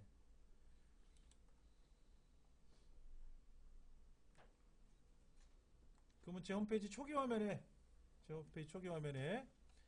평생교육기관 해가지고 나와 있는 게 있어요. 평생교육기관이라고 나와 있는 게 있는데 꿈날개 위민넷이라고 있어요. 꿈날개 위민넷 볼게요. 꿈날개는 경기도가 운영하는 겁니다. 경기도가 운영하는 거예요. 반드시 회원가입을 하셔야 되고요. 회원가입을 하셔야 되고 여기는 유료도 있고 무료도 있고 그래요. 그 다음에 온라인 교육도 있고 집체 교육도 있습니다. 우리나라에서 무료 강의 중에 이렇게 체계적으로 되어 있는 데는 여기가 최고일 거예요. 예.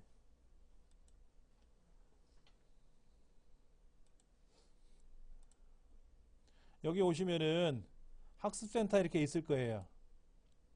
저도 필요한 강의는 여기서 많이 공부를 했어요. 자, 보시면은 이렇게 되어 있습니다. IT 관련된 게 116개가 있고요. 전체 과정을 보시면은 굉장히 많은 과정들이 이 안에 들어있어요. 자, 전체 중에서 예를 들어서 IT 멀티미디어, 우리는 뭐죠? OA죠, OA. 사무자동화라고 불리는 OA인데요. OA를 제가 클릭을 해봤어요.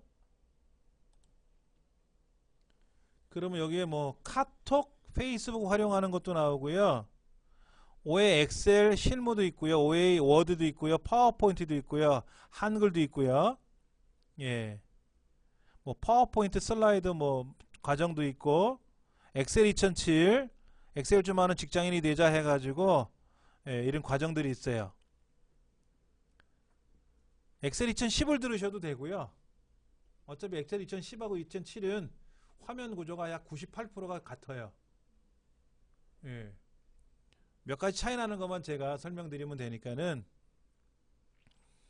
여기 있는 강의 중에서 미리 보기를 한번 보셔가지고 처음에 1번 강의를 한번 무료로 들어보실 수가 있거든요. 근데 도통 무슨 말인지 모르겠어, 너무 어려운 것 같아, 그럼 듣지 마세요. 예, 쉬운 과정 들으시면 되고요. 그 다음에 꿈날개 말고 위민넷이라고 있는데, 이건 여성가족부가 하는 겁니다. 여성가족부가. 선생님, 그 홈페이지 집에 가 있는데 어디서 찾습니까? 여기 화면 볼게요. 위민넷 창을 제가 열어보는데요. 여기 온라인 강의실 해가지고 나와 있는데, 아까 그 꿈날개도 마찬가지고요. 컴퓨터만 있는 건 아니에요. 뭐 별의별 강좌가 다 있어요. 그 다음에 그 위민넷은 뭐 영어, 중국어, 베트남어 이런 것도 있고요. 여기 보면 이제 IT 강좌를 눌러보시면은 뭐 자녀교육 강좌도 있고 여러 가지가 있습니다. 여기 홈페이지 제작 과정도 있고요. 문서 작성, 한글, 엑셀, 엑셀 2003이 웬일이야? 한글, 엑셀 2007 활용, 초급 이런 거 있네요. 그렇죠? 이 과정 들으시면 되겠네요. 참고로 위민넷은 수강 신청하시고 아무 때나 들으셔도 돼요. 근데 꿈날개는 수강 신청을 하고 아무 때나 들으시면 안 됩니다. 반드시 수강 기간 안에 마치지 못하면은요, 페널티를 받아요. 그리고 수업을 제때제때 공부하지 않으면은요, 예, 막 문자가 오고 난리가, 전화도 옵니다. 빨리빨리 공부 따라가라고. 예. 그러니까 여러 과정을 한꺼번에 수강 신청해 놓으시면 안 되고요. 하나씩 들으세요, 하나씩. 예, 무료예요, 다. 다 무료입니다. 예, 관리를 해요. 위민넷은 관리 안 해요. 그냥 듣던 말든 알아서 하라고 하죠. 예. 아무 때나 수강 신청이 가능하고요. 꿈날개는 아무 때나 수강 신청이 안 됩니다. 수강 신청하는 기간이 따로 있어요. 그러니까 항상 로그인해서 보셔야 돼요. 수강 신청이 가능한지, 그리고 언제까지 학습을 해야 되는 건지. 예, 그런 게 있고. 그러니까 아까 그 꿈날개는요, 좀 빡세요. 강의가 진짜 좋아요. 예, 그 다음에 또 하나 뭐가 있냐면요, 배움나라라고 있어요. 배움나라. 배움나라가 있는데, 이 배움나라는 과거에 정보통신부에서 했던 건데 지금은 이제 바뀌었죠. 예, 배움나라는 사이트가 있는데요. 배움나라가 우리나라 최초로 이런 온라인 교육을 했었어요. 배움나라는 IT 교육만 합니다. IT 교육만 하는 거고요.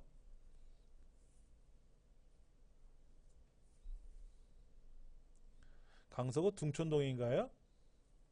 그쪽에 가면은 정보화진흥원이라고 있어요. 그쪽에서 강의를 직접 온라인, 오프라인 교육도 했었는데, 자, 강의실 한번 볼게요. 어떤 강좌가 있는지요? 볼게요.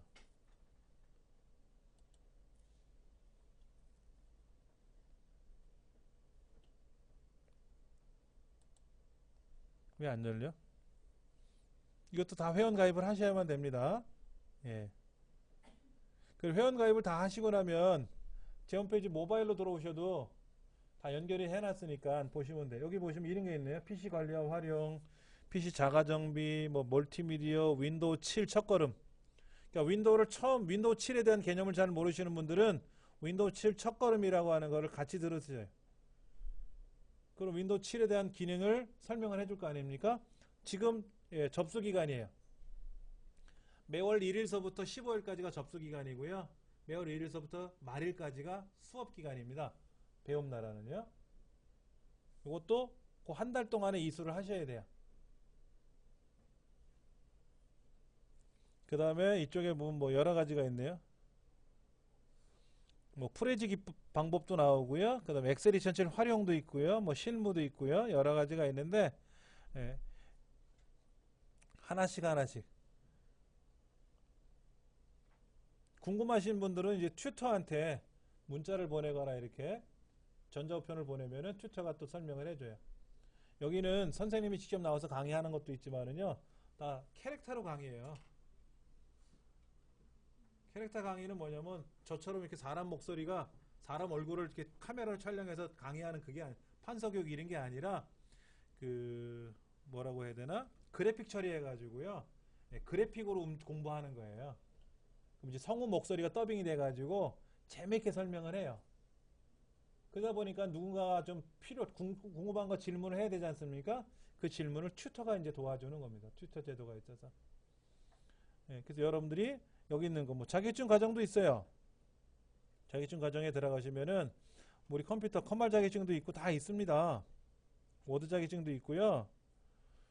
컴활 1급, 2급도 다 있어요. 그러니까는 지금은 엑셀 기초 과정하고 윈도우 잘 모르시는 분들 윈도우 7에 관한 기초 과정을 좀 들으시고 나서 2월 달에 컴활 2급 자격증 과정을 신청을 하셔가지고 예, 그래픽 공부를 그래픽이 되지만 그래도 강의 한번 들으시고 제 강의랑 병행하시면 도움이 되겠죠. 예. 근데 이렇게 얘기를 해도 공부 안 하세요. 그래서 자신 있게 제가 설명하는 겁니다. 반드시 여러 개를 같이 듣지 마세요. 벅차서 못해요. 제가 꿈날개를 동시에 3과목 신청했다가 아주 죽는 줄 알았어요. 거기 매니저가 달달달 전화를 해요. 평균 이수율이 몇 프로? 35%인데 선생님은 왜 10%밖에 안 돼요? 빨리 공부하세요. 그래서 에이씨 더러워서 안 한다. 대놓고 했어요. 한마디로. 그러면 빨리 때려치세요. 뭐 그만두세요. 그러면 제가 괜히 잘못 말 한마디 했다가 혼났어요. 그래서 그 다음부터는 착한 양처럼 양의 태처럼 아주 말 잘 듣고 열심히 공부했어요. 그 댓글도 잘 달았어요. 뭐 관리해 주시는 선생님 말씀대로 열심히 공부에 임했습니다. 예, 뭐 이번에 이수를 하면서 너무 즐거웠습니다. 마음에 없는 소리지만 해야죠. 어떻게 합니까? 예. 그래서 많으신 분들이 그렇게 공부를 하셔서 취업을 많이 나가요. 또 꿈날개 기능이 그런 게 있으니까 공부를 하시면 좋을 것 같고요. 일단은 뭐 본방사수처럼 우리 본수업이 중요한 거죠. 본수업이 중요한 겁니다.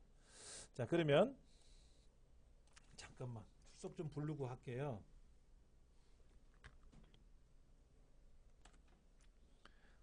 엑셀 2007에는 제일 왼쪽 위에 오피스 단추라는 게 있습니다. 이게 뭐냐면 파일이라는 메뉴 기능이에요. 우리가 지금까지 어떤 프로그램을 실행을 하든지 제일 왼쪽에 파일이라는 메뉴가 있어서 새로 만들기, 불러오기, 저장하기, 다른 이름으로 저장하기, 인쇄하기, 뭐 닫기 이런 기능이 있지 않습니까? 이게 엑셀 2003까지 나오다가 엑셀 2007을 새로 개발하면서 개발자들이 멋들어지게 만들겠다라고 해서 파일이라는 메뉴를 없애버렸어요. 썩을놈들이. 그러면서 오피스 단추라는 걸 뜩 만들어놨는데 소비자들이 되게 싫어해요. 그래서 결론적으로 2012 만들어지면서 다시 복원됐어요. 그게 2007하고 2010의 차이예요. 그리고 홈, 삽입, 페이지 레이아웃, 수식, 데이터, 검토, 보기 메뉴가 어때요? 똑같아요. 그런데 이제 요 삽입 메뉴에 가보면 피벗 테이블, 표, 그림, 클립아트, 도형, 스마트 아트 얘는 스크린샷이라는 게 더 들어있어요. 스크린샷. 그 다음에 세로 막대, 뭐 꺾은 선 이렇게 쭉 있죠. 그 다음에 슬라이서라는 게 2010에는 들어있어요. 2007에는 없고요. 슬라이서. 우리 시험에는 안 나오죠, 당연히. 하이퍼링크, 텍스트 상자, 머리글, 바닥글, 워드아트, 서명란, 개체, 기호, 수식 다 있어요. 똑같아요. 뭐 데이터 메뉴를 시험에서 우리 굉장히 많이 사용하는데 데이터 메뉴도 보시면은 액세스, 웹, 텍스트, 기타 원본, 기존 연결, 모두 새로 고침, 연결, 정렬, 필터, 고급, 텍스트 나누기, 중복된 항목 메뉴판이 동일하게 생겼어요. 그러니까는 여러분이 2007이 없으시면 2010으로 쓰셔도 되고 아예 둘 다 없으시면은 2007을 깔면 되겠고 예. 그래서 2007로만 가지고 이제 수업을 할 겁니다. 예. 자, 좀 볼게요. 먼저 오피스 단추라는 말. 오피스 단추라는 말. 그런데 지금까지 메뉴는요. 잠깐 보여드리면 이렇게 돼 있어요. 제가 그 메모장을 아까 실행했었는데 메모장 메뉴에 파일, 편집, 서식, 보기, 도움말 이렇게 나와 있어요. 위에서 아래로 메뉴가 나오죠. 위에서 아래로 메뉴가 나오죠. 이거를 풀다운 메뉴라 그래요. 위에서 내가 잡아 당긴다 이렇게. 그 다음에 이렇게 하면 뭐가 툭 튀어나오는 메뉴가 있죠. 이걸 무슨 메뉴라고 부르죠? 이걸 무슨 메뉴라고 불러요? 이렇게 이런 메뉴를 바로가기 메뉴라고 불러요. 알고 계셔야 돼요. 용어가 시험에 나오니까. 마우스 뭐야, 오른쪽 버튼 누르면 나오는 메뉴 있죠. 마우스 오른쪽 버튼 누르면 무슨 메뉴가 툭 튀어나오잖아요. 그렇죠. 이 메뉴를 무슨 메뉴란다? 바로가기 메뉴라 그래요. 컴퓨터 용어로 윈도우 용어예요. 윈도우 용어로 바로가기 메뉴라 그래요. 우클릭하면 나오는 메뉴. 꼭 기억을 하셔야 돼요. 근데 이걸 학술적인 용어로는요 이렇게 불러요. 컨텍스트 메뉴라 그래요. 원래 명칭은요 컨텍스트 메뉴라고 부르는데 우리 윈도우에서는 바로가기 메뉴라고 불러요. 바로가기 메뉴. 시험에는 컨텍스트 메뉴는 안 나옵니다. 그러나 어디 가서 유식한 척 하시려면 하나 기억하시면 좋을 것 같아요. 예. 바로가기 메뉴. 예전에는 영어로는 숏컷 메뉴 이렇게 불러요. 숏컷 메뉴라고 부르는데 예. 숏컷 메뉴, 숏컷 메뉴 뭐 이렇게 불러. 근데 그냥 우리 시험에는 무조건 우리말로 나와요. 바로가기 메뉴 이렇게 꼭 기억하시기 바랍니다. 자, 그 다음에 기본 메뉴는 왼쪽에서 오른쪽으로 파일, 편집, 보기, 뭐 서식, 보기, 도움말 이렇게 나오는데 그 메뉴판 위에서는 위에서 아래로 나오는 거라 그랬죠. 이걸 우리는 뭐라고요? 폴다운 메뉴라고 불렀어요. 그런데 여기서부터 바뀌었어요. 홈 탭이라고 불러요. 홈 탭. 삽입 탭이라고 부릅니다. 왼쪽에서 오른쪽으로 쭉 펼쳐지는 메뉴를 탭 구조라 그래. 탭 구조. 잠깐 이거 보여드릴게요.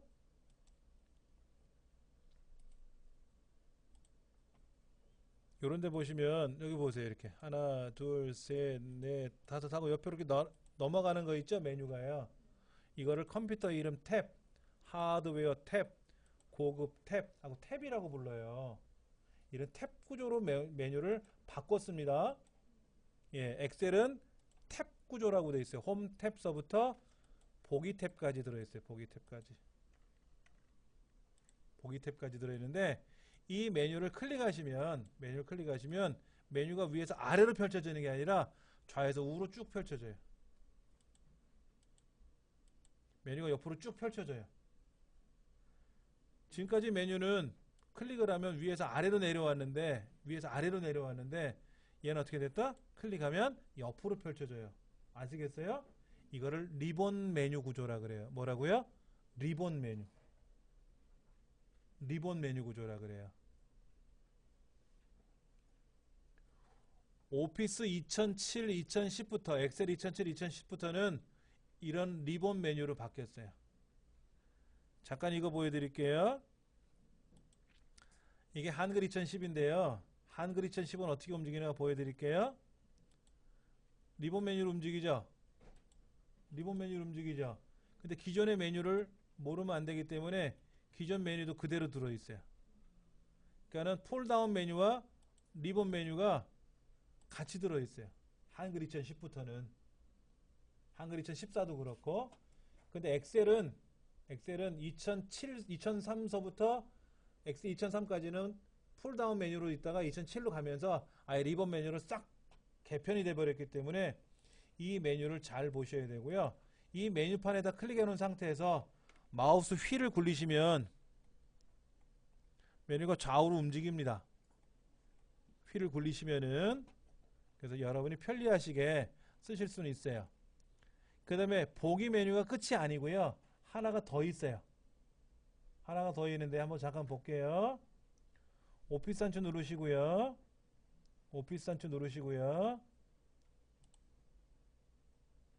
마우스 갖다 대면 오피스 단추라고 뜨죠. 그렇죠? 컴퓨터를 사용하실 때 급히 클릭하지 마시고요. 쓱 갖다 대보세요. 뭐라고 갖다 대면은 무슨 메뉴가 나타나기도 해요. 이렇게 설명이 나와요. 얘를 같이 보시면서 공부하시는 것도 좋아요. 그게 쑥달이 되시면 이제 클릭 하시면 되고, 자, 오피스 단추 들어가면 엑셀 옵션이라고 제일 하단에 있을 겁니다. 엑셀 옵션 찾으셨어요? 클릭해 보세요. 클릭하셨습니까? 자, 누르시면은 리본 메뉴에 개발 도구 탭 표시라는 말이 나올 거예요. 리본 메뉴에 개발 도구 표시, 도구 탭 표시하는 거예요. 있습니까? 자, 리본 메뉴에 개발 도구 탭 표시를 체크하시고 확인 누르시면은요. 개발 도구라는 메뉴가 하나 더 나옵니다. 개발 도구라고 나왔어요? 자, 다시 오피스 단추 들어가서 엑셀 옵션에 가서 개발 도구 빼세요. 개발 도구 뺄게요. 당분간은 보기까지만 나오면 돼요. 자, 시험장에 가면 여기까지 나와요. 그럼 개발 도구가 꼭 나와야 돼. 실기시험 보실 때는요. 그럼 개발 도구를 꺼낼 줄 알아야 돼요. 그 다음에 또 설명할 거니까는. 네. 개발 도구가 안 나오면 매크로 시험을 못 봐요. 매크로. 매크로 때문에 그런 거고요. 자, 홈이라는 메뉴를 클릭하시면 홈이라는 탭, 홈 메뉴를 클릭하시면 어떤 게 뜨는가 한번 보세요. 홈. 삽입 눌러보세요. 삽입. 페이지 레이아웃 눌러보시고 수식 눌러보시고 다 눌러보세요. 하나씩 눌러보시면 어떤 메뉴가 어떻게 뜨는지를 어느 메뉴가 어느 메뉴 구조에 들어있는지 여러분 아셔야 돼요. 예를 들어서 내가 고급 필터를 해야 되는데 고급 필터가 어느 동네 처박혀 있는지를 모르면 메뉴를 못 불러내잖아요. 그렇죠. 여러분이 냉장고 속에 있는 물을 아셔야 되는데 냉장고 안에 물이 어느 위치에 있는지 모르면 다 뒤적거릴 거 아닙니까? 그렇죠. 그럼 전기 낭비되죠. 메뉴판을 잘 외우시면 좋아요. 참고로 보기라는 메뉴는요. 보기라는 메뉴는 시험을 볼 때, 실기시험 볼 때는 안 써요. 필기시험 공부할 때는 좀 쓸 겁니다. 검토는요. 검토는 실기시험 볼 때 안 써요. 필기시험 공부할 때만 쓸 거예요. 데이터는요. 실기시험 볼 때 반드시 써야 돼요. 데이터에 가보시면 저 끝에 부분합, 뭐 그룹, 가상분석, 통합, 유효성 검사, 중복된 항목 제거, 텍스트 나누기, 고급 필터, 자동 필터, 정렬 이런 거 나오죠? 이거 다 시험에 나오는 것들이에요. 수식은 필기시험, 실기시험에도 간혹씩 쓸 거예요. 가급적이면 안 쓰는 게 좋은데 필기 공부할 땐 좀 공부해야 되니까. 레이아웃은 실기시험 볼 때는 안 써요. 레이아웃이 뭐예요? 레이아웃이? 전반적인 윤곽 잡는 거죠. 네. 설계도는 아니고 청사진처럼 대충 보는 거예요. 그래서 뭐 배경을 뭐로 넣을 건지 화면을 쪼갤 건지 무슨 뭐 여백을 줄 건지 용지글을 어떻게 가로로 할 건지 세로로 할 건지 그런 거 보는 게 레이아웃이에요. 전반적인 윤곽을 보는 거죠. 자, 삽입은 뭐죠? 뭐 집어넣는 거죠. 그러니까 키보드로 글자를 입력하고 숫자를 입력하고 날짜 입력하고 뭐 데이터 입력하는데 갑자기 거기다 그림도 넣으래요. 도형도 집어넣으래. 동글뱅이 넣고 네모도 넣으래. 그래프도 집어넣어야 돼. 이게 삽입 메뉴예요. 굉장히 많이 사용하는 기능들이죠. 홈은 뭐죠? 홈. 홈이 뭔 말이에요? 영어 시간입니다. 홈이란 뜻이 뭐죠? 예, 처음이에요. 처음. 집이란 뜻은요, 영어 단어의 처음에 나오는 게 집이란 뜻으로 갖고 있잖아요. 홈이란 뜻이. 근데 우리 컴퓨터에서는 홈이 집으로 안 쓰이고요. 처음이란 뜻이에요. 홈페이지, 이게 뭐야? 인터넷 첫 번째 나오는 화면. 인터넷 실행하면 처음에 나오는 화면이 첫 번째 화면이잖아요. 홈페이지예요. 집이란 뜻이 아니고요. 우리 키보드에서 홈 누르잖아요. 홈. 키보드에 홈이라고 있잖아요. 홈. 그럼 앞으로 가요. 처음으로 가요. 뭐가? 자, 보세요. 커서가 뒤에 있었는데 홈키 누르면 앞으로 간단 말이에요. 이렇게. 여기도 이렇게 있었는데 홈키 누르면 어디로 가요? 앞으로 쭉 간단 말이에요. 홈은 처음이에요. 그러니까 홈이라는 메뉴는요, 가장 기본적인 기능이 있는 메뉴가 홈 메뉴예요. 글꼴의 크기를 바꾸거나 색깔을 넣거나 글꼴을 바꾸거나 뭐 왼쪽 맞춤, 오른쪽 맞춤, 가운데 맞춤 이런 거. 가장 많이 활용하는 기능이 홈 메뉴에 있다. 이렇게 생각하시면 됩니다. 그리고 아까 제가 바로가기 메뉴라 그랬죠? 바로가기 메뉴는요, 여기서도 바로가기 메뉴가 있을 수 있고요. 여기서도 바로가기 메뉴가 있을 수가 있고요.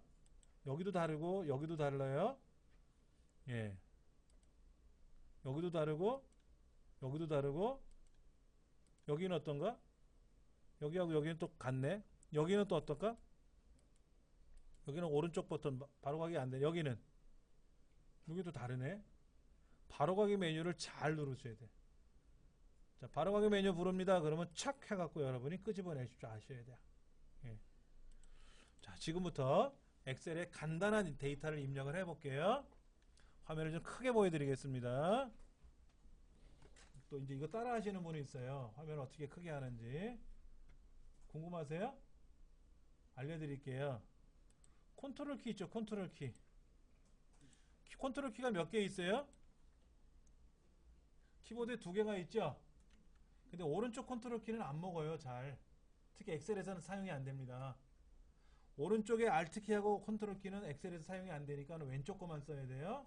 컨트롤 키를 누른 상태에서 마우스 휠을 위로 올리면 이렇게 확대가 되고요. 내리면 작아져요.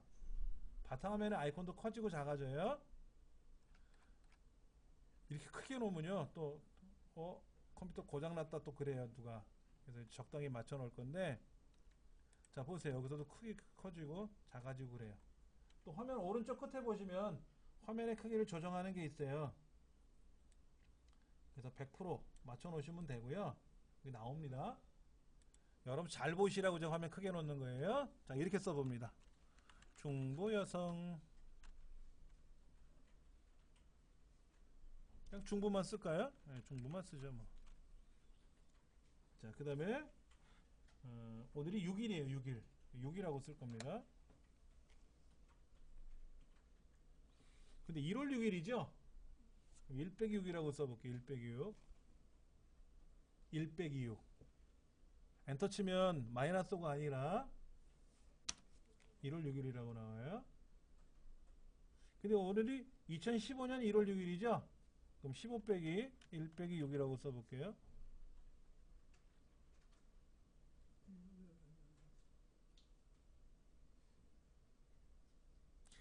오른쪽 지금 숫자판만 갖고 쓰고 있습니다. 빼기 더하기 오른쪽에 다 있어요. 그렇죠? 15 빼기 2015년 1월 6일이라는 뜻입니다.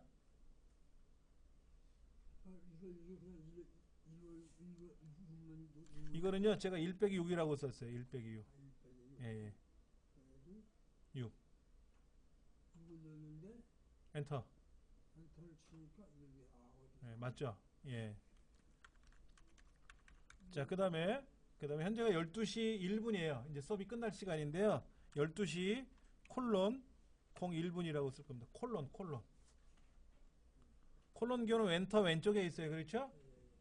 엔터를 치면 현재 몇 시간이 나오는데, 자, 이번엔 이렇게 써볼 겁니다. 는 1 빼기 5라고 써볼 겁니다. 는은 뭐냐면 명령이에요.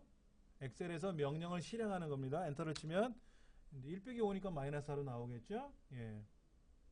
이번에는 는 사랑이라고 써볼게요. 사랑. 는 사랑. 엔터를 쳐볼게요. 뭔 이름이야? 뭔 소리야? 이런 얘기를 해요. 자, 한번 볼게요. 글자를 썼더니 왼쪽에 갔고요. 글자를 썼더니 왼쪽에 갔고요. 숫자를 썼더니 날짜를 썼더니 시간을 썼더니 오른쪽에 들어갔어요. 그렇죠? 조금 전에 샵하고 무슨 명령이 걸렸는데요. 는하고 제가 사랑이라고 썼더니 컴퓨터가 못 알아들어요. 지금요. 오류가 났죠. 오류. 영어로 에러가 났지 않습니까? 이 가운데 나타나요. 그럼 중불한 글자를 선택하고 가운데 정렬을 하면 가운데로 오죠. 오른쪽 하면 오른쪽에 오겠죠. 그럼 다시 오른쪽 누르면 어떻게 될까요? 오른쪽 가 있는 놈을 다시 오른쪽 가라 그러면 뭐라고 하느냐면요. 원래대로 가라 이런 얘기가 돼요. 한글 2007은요. 오른쪽에 가 있는 놈 보고 오른쪽 가라 그러면 오른쪽에 머물러 있는데 엑셀에서는 오른쪽 가 있는데 오른쪽을 다시 누르면요. 안 오른쪽. 가운데 갔는데 다시 가운데 하라 그러면 뭐예요? 안 가운데. 원래 자리로 돌아가라는 거예요. 한글 2007은 숫자, 글자 구별을 안 해요. 날짜 구별을 안 하는데 엑셀은요. 글자냐, 숫자냐, 날짜냐, 오류가 났는지, 수식이 들어갔는지, 명령이 들어갔는지를 다 구분합니다. 그래서 이 구분하는 걸 가지고 다 배우셔야 돼요. 예. 여기서도 벌써 시험 문제가 여러 개 나올 수 있어요. 그래서 이런 걸 가지고 공부할 건데요. 제가 아까 숙제 내드린 거 뭐였었죠? 엑셀을 좀 닫을 거고요. 닫으면 뭐 저장할 거냐 말은 물으면 아니요 하면 되겠죠. 뭐 굳이 저장할 필요는 없어요. 오늘 엑셀은 간단하게만 해봤어요. 다음 시간에는요. 이론적인 문제도 빨리 좀 진행할 거고요. 오늘 첫날에서 좀 천천히 했지만 그리고 실습도 많이 해야 돼요. 실습 많이 해야 되고 이제 교재 다 준비됐고 프로그램 다 준비됐으니까 다음 시간서부터는 이제 진격만 하면 되죠. 돌격 앞으로만 하면 될 거 아닙니까? 예. 제가 숙제 뭐라 그랬냐면은요. 교재 자료실에 가셔서 서부 중부 2015년 길버 출판사 자격증 우리 교재 여기 있어요. 보시면 여기에 다른 일로 여기 부록 CD 있죠. 부록 CD. 이 CD 뜯어가지고 컴퓨터에서 집어넣고 복사해 오셔도 돼요. 귀찮으시잖아. 그래서